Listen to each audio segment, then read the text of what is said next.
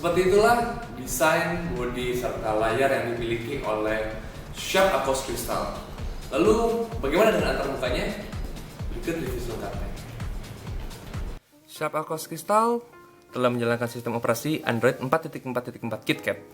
Lalu untuk antarmukanya yang dimiliki oleh Sharp Aquos Crystal ini hanya mengikuti bawaan Android KitKat sendiri. Lalu langsung beralih ke bagian lock screen.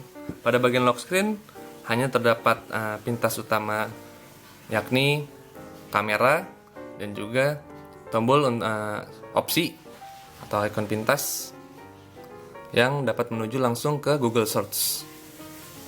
Anda dapat melihatnya, serta tampilan pada lock screen ini sangat sederhana, hanya menampilkan waktu. Masuk ke area home screen.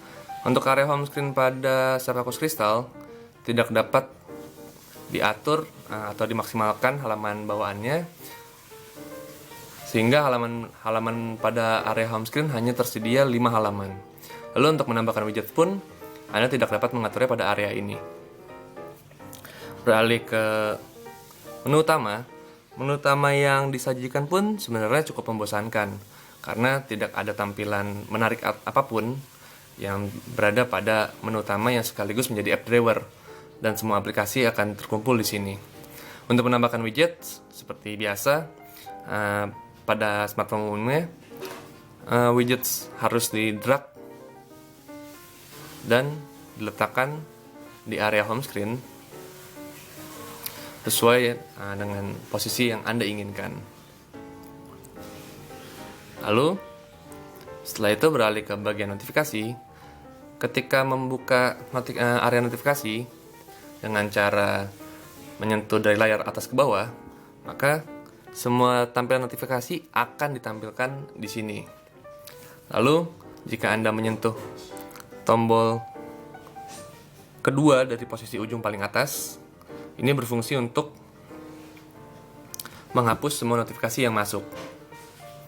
Lalu untuk tombol yang paling ujung ini berfungsi untuk menampilkan semua toggle yang ada di Sharp Aquos Crystal ini. Dan Anda akan melihat 9 ikon pintas seperti email, lalu pengaturan brightness, kemudian ikon pintas untuk ke settings, lalu ke Wi-Fi, emergency calls only, kemudian status baterai, kemudian ada airplane mode, kemudian ada pengaktifan Bluetooth dan juga location. Beralih ke bagian pengetikannya.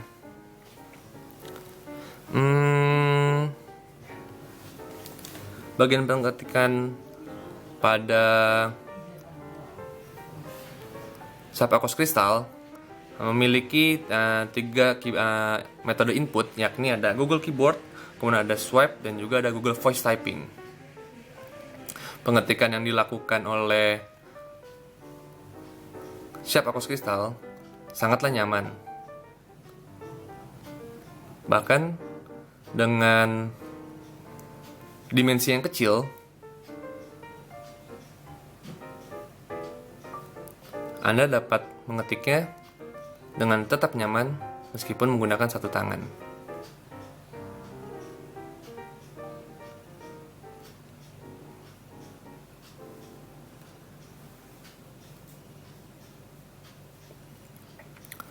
Lalu beralih ke bagian fitur. Fitur yang dimiliki oleh Sharp Aquos Crystal salah satunya adalah Keep Now. Dengan mengaktifkan Keep Now, maka Anda dapat melakukan screenshot hanya dengan menyentuh bagian ujungnya saja.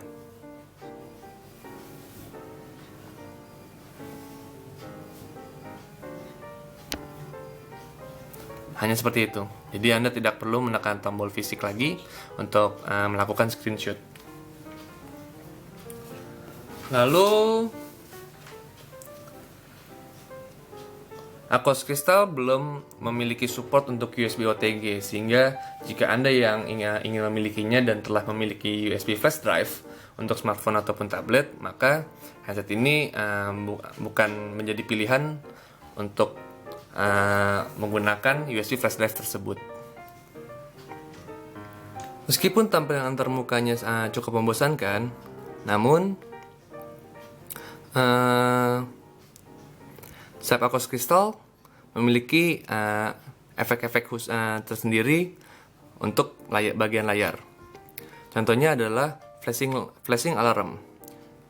Jika Anda mengaktifkan flashing alarm, maka ketika alarm berbunyi, tampilan akan menjadi seperti ini. Lalu, jika Anda ingin melakukan pengisian ulang atau charging, maka ketika mencolokkan port USB untuk melakukan pengisian ulang, maka tampilan akan seperti ini. Cukup menarik. Terlebih, jika Anda mengaktifkan layar dari posisi terkunci, maka tampilan akan seperti ini. Selain itu, Aquos Crystal memiliki fitur audio direct wave recorder yang berfungsi untuk menghasilkan suara pada seluruh permukaan layar, sehingga ketika Anda menggunakan untuk posisi telepon, maka Anda dapat menggunakannya di posisi manapun, apakah bisa seperti biasa di sini, ataupun di pinggir seperti ini, atau bahkan di bagian belakang, atau bahkan terbalik pun juga Sharp Aquos Crystal mampu untuk melakukannya.